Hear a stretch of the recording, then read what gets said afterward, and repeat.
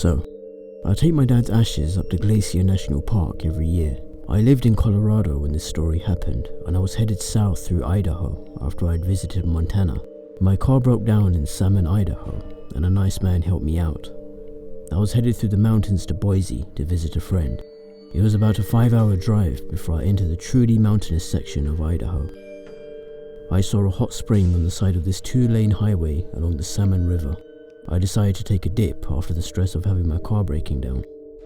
The hot spring had a bathhouse up at the top near the road, and a wheelchair ramp that went down to the area near the springs where they were on the side of the river. People had created little bath-shaped sections in the river that were separated by river stones. Actually, you could sit in a spot that was shaped like a hot tub so that it held the water from the hot springs while the river rushed over it. I got out of my car and headed down to the hot spring. I took my dog with me. It was twilight. About every half an hour, a car passed by. Knowing that I was alone, essentially, I took off my top. I was sitting in the hot spring and actually took a photo of a car approaching. The car pulled up next to mine, in front of the bathhouse. It was a truck with 3 men in it. Seamlessly, 1 man got out of the driver's side and 2 men got out of the passenger side. They moved without qualms and were covered in heavy black gear. They looked like hunters. I couldn't see the expressions on their faces. The driver headed down the wheelchair ramp towards me, not hesitating. He took big long strides. I recognized that there was danger. The 2 passengers from the other side of the car headed down the steep bank along the wheelchair ramp, taking a shortcut. I was stuck in between both parties. Hastening, I hid and dressed myself underwater while my dog growled. He never growls. I've only heard him growl all of twice in my life, and this was the second time. The driver kept on walking towards me. He walked out onto the rocks into the river, continuously walking towards me, even though he was covered in heavy gear that could get him waterlogged if he fell in the river. The other 2 passengers from the side of the car were also walking out on the rocks, directly in front of me. The driver got so close that I had to grab my dog before he lashed out at the driver. I was freaking out. The man was walking out onto the stones so that he could reach me. He was not hesitating. I couldn't see his face. I grabbed my phone, my keys, and my clothes. I dragged my dog in between the 2 parties, my heart in my ears. The driver would not stop. He turned around very quickly, making an arc, coming for me still. He was still taking big strides. The passengers were walking towards me as well. I was trapped in between them. I ran up the bank, dragging my dog pretty much by his collar all the way into my car. The only way that I could get into my car without them grabbing me was by throwing my dog into the back and lunging myself into the passenger side door of my car. I threw my keys into the ignition and turned them right when the men were walking up between my car and their car. I happened to hit the lock button on the door right when they walked up, before anything else happened, or before I saw their faces.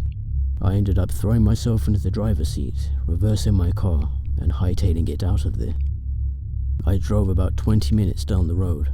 I crossed the river on a bridge and hid my car behind a bank near other campers. It was well hidden from the main road. The campers were looking at me, wondering what was going on. I sat and I waited.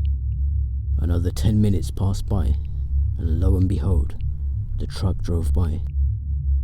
The hunters were looking for me. I managed to wait another half an hour, and then drove up to the mountains, over to Boise, and into safety.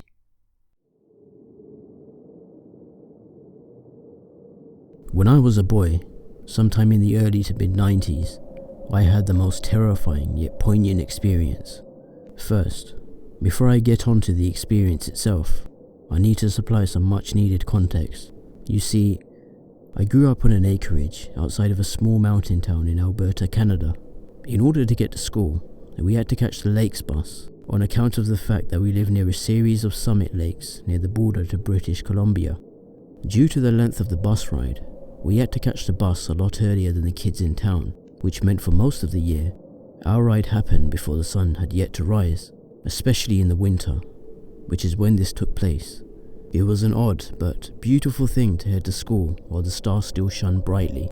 Anyway, it was one of these early morning school days that I woke up from a dream. Well, I say dream, but what it really was, only God knows. Regardless, even now, I remember it as vividly as the day it happened, well over 2 decades ago. There was no narrative.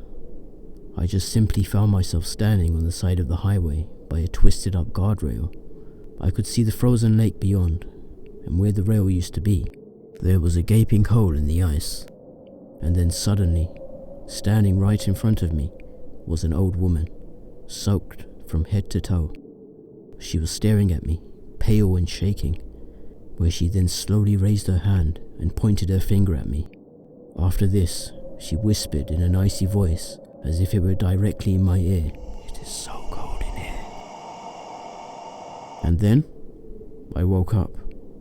Sure, it was spooky as hell, but I thought it was just a strange nightmare, and so I got ready for school and got onto the bus. After about 10 minutes of driving through the silent darkness, I saw the lights painting the snowy pine trees in swathes of red and blue as we approached the shoreline of the lake. It was some sort of accident. As we slowly drove by, I saw them hauling a car out from the water through a hole in the ice.